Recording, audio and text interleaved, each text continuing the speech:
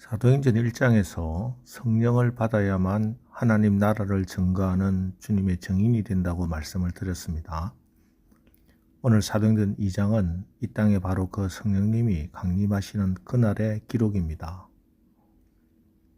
오늘 본문은 오순절 날이 이미 이름에 그들이 다 같이 한 곳에 모였더니 하고 말하므로 성령 강림의 역사가 다 같이 한 곳에 모인 그곳에서 그때 일어났다 밝히고 있습니다. 그렇습니다. 교회의 역사는, 성령의 역사는 바로 다 같이 한 곳에 모인 그 자리에서 시작되었습니다. 그래서 이렇게 성령의 충만함을 받은 이 사람들은 그 이후에도 성전에 모이기를 힘썼습니다. 사도행전 2장 46절 날마다 마음을 같이하여 성전에 모이기를 힘쓰고 집에서 떡을 떼며 기쁨과 순전한 마음으로 음식을 먹고. 여러분, 이 말씀을 그랬구나 하는 정도로 읽어서는 안 됩니다. 초대교회 때는 성전에 모여서 예배드리기가 어려웠습니다. 어려운 정도가 아니라 아직까지 기독교가 공인되기 전이었고 로마의 법에 의해서 사형을 받은 예수를 따르는 것이기 때문에 목숨을 걸고 모여야 했습니다.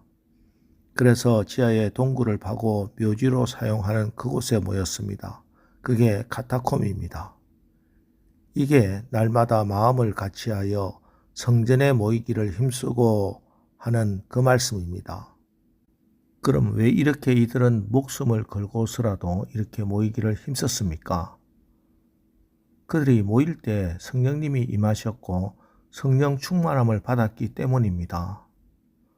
여러분, 성령의 충만함은 모이기를 힘쓰는 것입니다.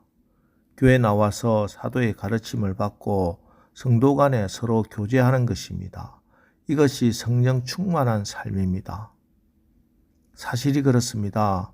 예수 이름으로 모이는 성도들의 모임은 모임 그 자체로만으로도 능력입니다. 그게 주님이 함께 계시기 때문입니다. 성령님이 역사하시기 때문입니다. 여러분, 그 어떤 시간보다 우선해야 할 것이 바로 성도들이 예수 이름으로 모이는 자리, 주일 예배 자리, 새벽기도 자리, 성경 공부 자리, 바로 이 자리에서 우리가 성령님을 만나고 성령의 능력을 받고 축복을 받게 되는 줄 믿으시기 바랍니다. 그래서 제자들과 120문도가 다락방에 올라가 사도행전 1장 14절 여자들과 예수의 어머니 마리아와 예수의 아우들과 더불어 마음을 같이하여 오로지 기도에 힘쓰더라. 다락방에 모여 마음을 합하여 전심으로 함께 기도하며 기다렸습니다. 10일 동안. 그리고 마침내 성령이 오셨습니다. 사도행전 2장 2절 호련히 하늘로부터 급하고 강한 바람 같은 소리가 있어 그들이 앉은 온 집에 가득하며. 오늘 마가의 다락방에 임한 성령님은 창문이 떨리고 건물이 흔들리는 그런 바람이 아니라 바람 같은 신비한 소리입니다.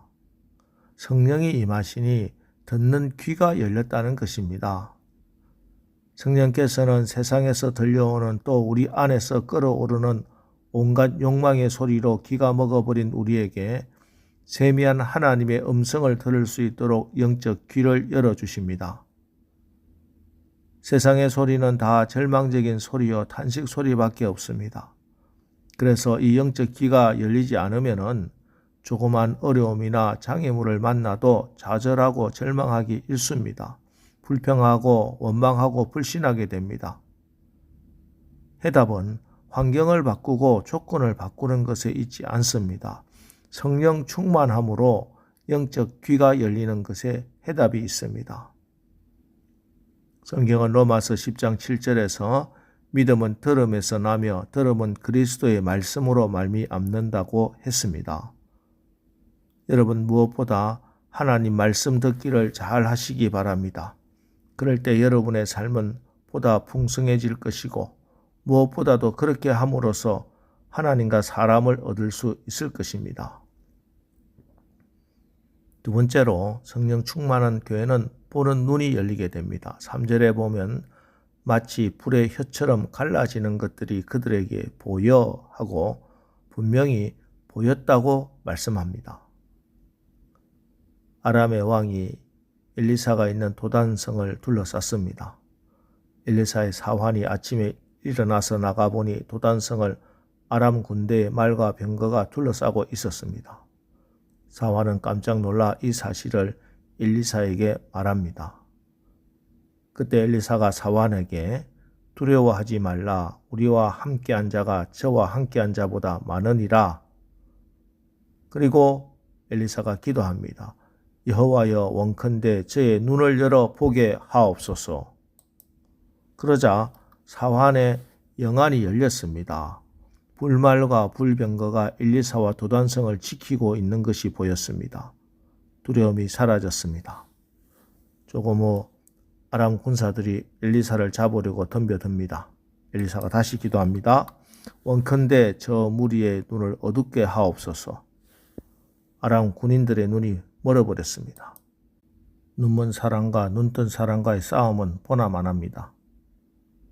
여러분, 앞길이 보이질 않습니까?